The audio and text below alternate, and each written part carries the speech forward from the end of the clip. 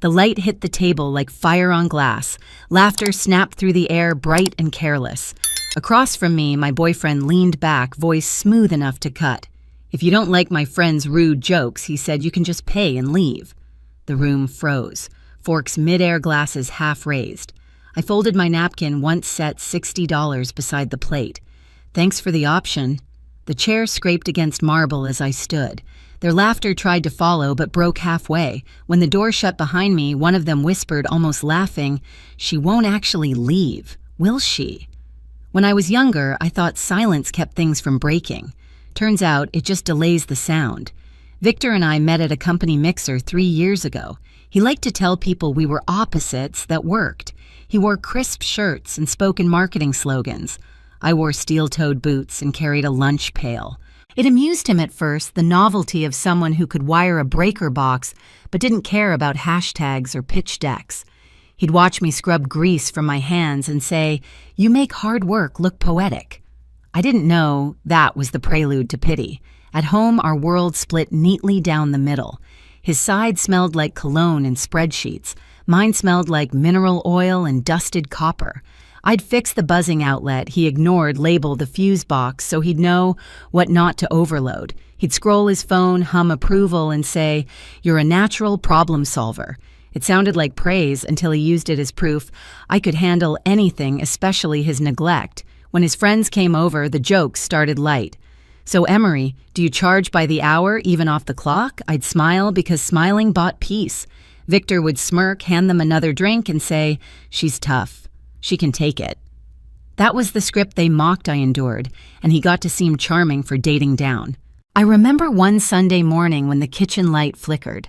I climbed a chair, adjusted the wire, felt the faint warmth of current through my fingertips. Victor watched from the doorway, coffee in hand. "You always have to fix things, don't you?" he said. I laughed, not seeing the warning there. The pattern was steady as voltage. Every slight wrapped in humor, every silence mistaken for agreement. I kept records of bills, receipts, repairs, proof of contribution he never asked for. He'd say, "You worry too much about details," while I watched him worry only about appearances. By the winter of his promotion, I'd stopped explaining myself. I'd learned that talking to someone who listens for weaknesses is like grounding a live wire. It saves the system, not you. So I nodded through his stories, laughed at the right cues, and waited. That night at the restaurant wasn't the first time I'd felt invisible. It was just the first time I decided not to stay that way. The promotion changed the air between us. Victor started talking about himself like a brand, market value, visibility, momentum. I became part of the backdrop, the story he used to look grounded. "She keeps me real," he'd joke at parties, arms slung around me like a tagline. His friends loved it. They called me the practical one, which was their polite way of saying small. Dinners with them felt like job interviews I hadn't applied for. They'd ask about my work not to know, but to measure. "So what's it like doing manual labor?" one said, sipping a drink that cost more than my toolbox. Victor laughed with them, then looked at me, waiting for me to play along. I did because I'd learned that resistance only turned into proof of their point. He began spending more evenings out networking. I'd find receipts for Champagne Valet parking dinners for 4 when I'd eaten alone. When I asked, he'd say, "These events matter for my future. You understand that, right?" I did. What I didn't understand was how my effort never seemed to count as ambition, just maintenance. One Friday, I came home to find him rehearsing a speech in the mirror. His suit jacket gleamed under the lamp. "Big night," he said. "Don't wear work clothes this time, okay?" The words landed soft but stayed sharp. I stood there still smelling like solder and steel and said nothing. That night, I scrubbed the oil from under my nails until the water ran clear. I thought about how he'd once found those hands, beautiful proof. "You build things," he said. Now they were reminders that I didn't fit his picture. He started correcting how I spoke, laughing when I said ain't or gonna. He'd introduce me to people as Emery, "She's great with her hands," then glance around to see who caught the double meaning. By then I wasn't angry. I was cataloging every dismissal, every joke, every silence. The same way I kept receipts for parts and invoices for repairs, I was collecting evidence of something breaking. When he invited me to his promotion dinner, just a small thing with the guys, I knew what kind of night it would be. The table would be bright, the laughter rehearsed, and I would sit there smiling like background noise. Only this time, I wasn't bringing patience. I was bringing an ending. The steakhouse glowed like money, soft lighting, slow jazz, everything polished to reflect itself. 6 of us at the table. Victor at the head, his friends orbiting close, their laughter slick with whiskey. I was beside him, half in the frame, half out. It started small like it always did. Matthew stirred his drink without looking up. Still working with wires, Emery. Must be nice keeping things simple. Jason added, Hey, she's good at connecting things, just not conversations. They laughed. Even Victor. Especially Victor. I smiled because that's what you do when you've already learned the cost of defending yourself. Simple work keeps the lights on, I said, cutting my steak. Steady hands, no tremor. Brandon smirked. You should tell Victor that. He's been carrying the heavy load lately. Victor didn't stop them. He just reached for his glass eyes fixed on the plate, pretending civility. The sound of the knife against porcelain was louder than any of them expected. It doesn't feel like joking, I said quietly. Jason leaned back. Oh, come on. Sensitive much? Matthew grinned. Don't make it weird. We're just teasing. Then Victor looked up, all fake calm, the kind men mistake for authority. If you don't like my friend's rude jokes, he said you can just pay and leave. The table went still. Forks hovered midair. Someone's laugh died halfway. I folded my napkin, once placed it by my plate. Thanks for the option. My voice didn't rise. It didn't need to. I counted the bill in my head, entree wine tax tip. $60 exactly. I set the cash down, the edges crisp against linen. The air shifted. Even the waiter hesitated at the edge of the table. I pushed my chair back, metal against marble, a sound clean enough to slice the tension. Emery Victor said under his breath, still pretending control. Don't be dramatic. I stood, keys cold in my palm. I'm being precise. Brandon snorted. She'll be back. Their laughter picked up again, thin, nervous. I walked through it, past their polished shoes and false confidence. At the door, I caught a fragment, Matthew whispering, Wait, is she actually leaving? Outside the night air bit my skin. My reflection in the glass door looked like someone I hadn't met yet, still calm done. The laughter behind the glass faded into the hum of traffic. I slid into my truck, turned the key, and let the engine fill the silence. My phone lit up his name over and over. I didn't answer. Not yet. The dashboard light glowed against my hand, steady and warm like something newly wired. That was the moment I stopped being part of his story. The first few minutes after I left were quiet, almost too quiet. Then my phone began to hum on the passenger seat once, twice, again and again. Victor's name filled the screen like a system error. You're overreacting. Come back and pay for the table. You're embarrassing me. Each message colder than the one before. I drove without music, the city sliding by in reflections of red lights and wet asphalt. By the time I reached the apartment, his calls had climbed to 20.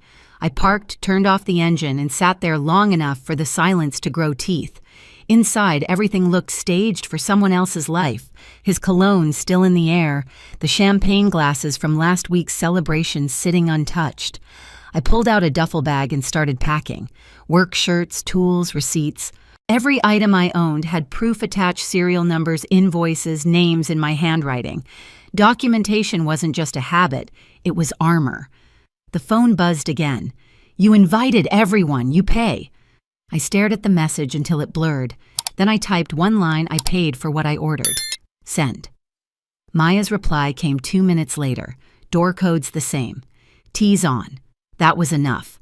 I left the keys on the counter and walked out.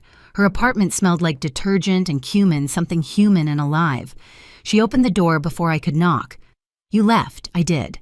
Finally, she said, pressing a mug into my hands, You look calm. It's unsettling. We sat in silence, the kind that means safety. My phone buzzed face down on the table until the sound stopped mattering. Then it lit up again, unknown number. I let it go to voicemail. A minute later, Maya's phone pinged. She read the message, her eyes narrowing. Brandon's girlfriend, she said. She says they're planning something stupid. Ignore them. But I didn't ignore the warning. The next morning while Victor was at work, I drove back for what was mine. The hallway smelled like stale wine. A yellow notice fluttered under the door noise complaint. Inside the mess was worse than I'd imagined: takeout boxes, bottles, and an empty space where my PlayStation used to be. In the bedroom, I found my console half hidden under his jacket, and on the table, my laptop opened to Facebook Marketplace. Listings for my tools stared back at me. Fluke multimeter, $400. Klein voltage tester, $300. He'd even used my workbench for photos. I called the non-emergency line, explained everything, uploaded screenshots, documented all the officer said.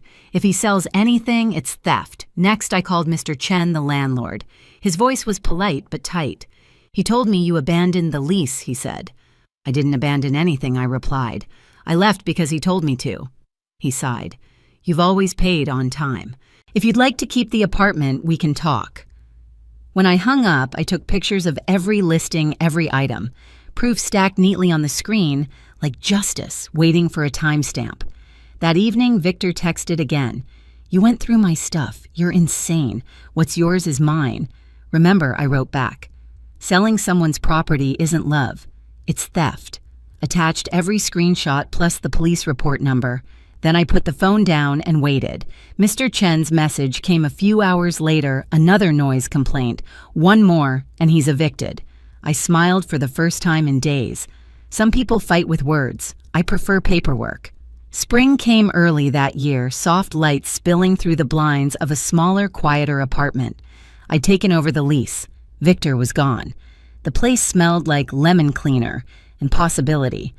My tools sat in a neat row under the window tags, still on names intact. The police restitution check lay folded beside my coffee mug, modest, but proof that systems, when handled right, could speak louder than noise. Outside, my Honda waited.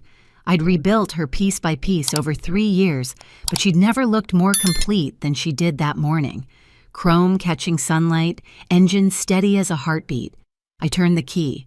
The sound wasn't loud, just clean, like clarity had a frequency. Maya leaned against her car across the lot, coffee in hand. Feels different, doesn't it? Yeah, I said, adjusting the helmet strap. Like quiet that belongs to me. The wind carried a hint of salt from the bay.